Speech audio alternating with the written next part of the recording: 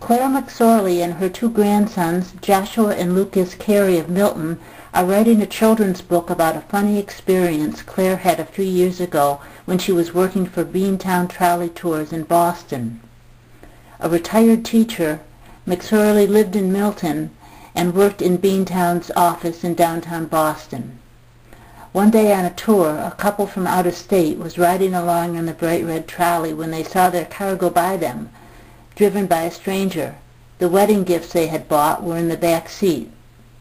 The trolley driver called Claire on his dispatch radio and told her to report the stolen car to the police. Meanwhile, the trolley driver continued to follow the stolen car in traffic through downtown Boston. Eventually, the police caught up with the car thief and recovered the car.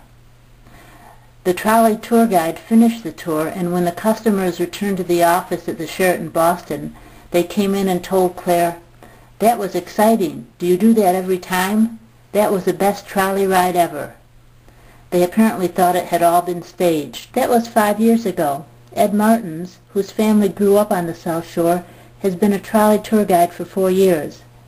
Ed doesn't chase car thieves, but he does mix history, politics, and current events into his narration, and he also throws in some of his own family's colorful personal history. That is one of the famous mayors of Boston. He actually became a governor of Massachusetts for a while, James Michael Curley. Vote often, vote early, vote James Michael Curley. Curley was re-elected mayor while he was sitting in a jail cell.